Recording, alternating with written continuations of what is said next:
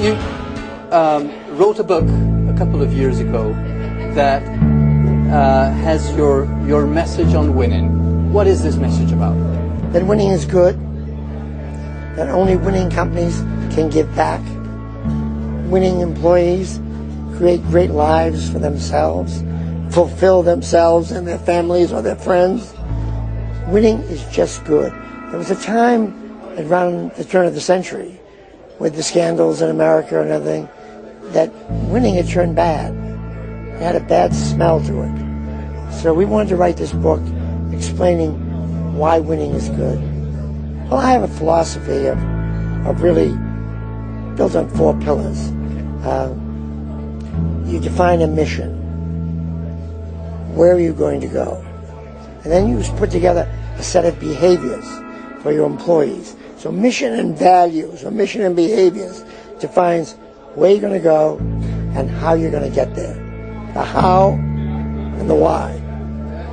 And then I have something called candor. Candor is something where you stop all the nonsense and tell everybody straight on what you're thinking, what you're doing. So you evaluate employees very straightforward. You give messages clearly without a lot of business jargon. You get the organization moving faster through candor. It's an organization that has to get used to it because there's no namby-pamby with words. You give them the message. From candor comes differentiation. Differentiation is both hard and soft. For the hard, you differentiate your businesses and your products. Put money in this, take a look at this, but don't waste money on this. Get out of this, invest in this. Hard calls, not keeping the whole family together in businesses. And then you have differentiation with people, where you take care of your best to an extreme. You reward them, you give them great jobs, you pay them. And so you reward them in the soul as well as the wallet. You have a group in the middle, the 70%, any number you pick, but a middle group. A group that you want to show what they can do to get to the top. You train them. They're critically important to you. You need them on the team. And then you have the bottom 10, or the bottom whatever you decide it is, bottom group. And there you counsel people out. You tell them, look, we've looked at this for a long time. We've worked with you. You're better off elsewhere. The earlier you do that in a career for someone, the better off you are. You can't have differentiation without candor, because you've got to be able to tell people where they stand at all times. They must know where they fit, how well they're doing, what they have to do to improve. So candor comes first, then comes different. You don't have a candid culture. You can't surprise somebody someday and say, hey, you must go home. You're in the bottom 10. And then finally, voice and dignity for every employee. You must let everybody feel their voice counts. And you'll be shocked at how much value you get from having people participate. The people closest to the work know the work best. And once you have that in your mind, you don't think the stripes on the shoulder from the uniform has all the ideas. You look everywhere for ideas, high, low, middle. That's the foundation around which you build a winning team. What when you have a manager, an executive that has the results but doesn't have the behavior or the values? What do you decide then? In the evaluation process, you tell him that. And either he changes quickly or he goes. But there are 4 types of managers. Okay. Those that have the results and have the behaviors, onward and upward. Okay. Those that don't have the results and don't have the values, get them out. The 3rd type doesn't have the results but has the values. You give them another chance, because you want people that have the stuff you have, the values that are so important to success.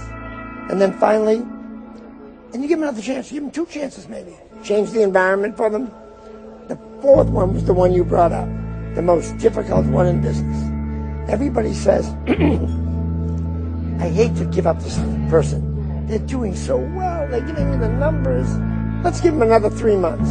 Meanwhile, you're giving speeches about values, behaviors. Your employees are saying, wait a minute. He's saying that, but he's got this jerk who has none of the behaviors or values we want. So we can't have them. You tell the organization clearly and completely, this is why we had to let them go, because they didn't have the values. You explain it to the organization. Now you say he had great results, was a good person, had integrity, but didn't want to play by the rules of this game, the winning rules of this company. You once said you would hang people on the public square. Under which circumstances? If somebody has an integrity violation, you can't sneak them out the side door. You must have a teaching moment with them. You must say to the organization, this is bad behavior. We can't keep you with that. What did mentors teach you? Did mentors help you? Not a mentor, Okay. many mentors. Okay. But one of the problems companies have is these mentoring programs. Yes. You get stuck with one person. They might be a jerk, right? And you get tarnished by them. But you know, when you're a young person in business, or even at my age, I'm always learning from somebody. There's somebody doing something that intrigues you, that you pick up on. Last night I had dinner with a futurist, Ray Kurzweil. Yes. Fantastic discussion of longevity. Popularity is near. Yes, right. And so there's always a moment. I'm going to follow up with lunch with him in Boston in 2 weeks. We have a date. So it's always, gee, somebody sparks you. Yeah. And when you're a young person in business, don't take, for example, I've got some things to offer. But not everything will work that works for me, because I'm me. There might be something you see that I do you like, and then somebody else. Somebody sees you, they might copy some of your things, but not everything. No offense. But none of us do they want to copy everything. They want to pick up kernels.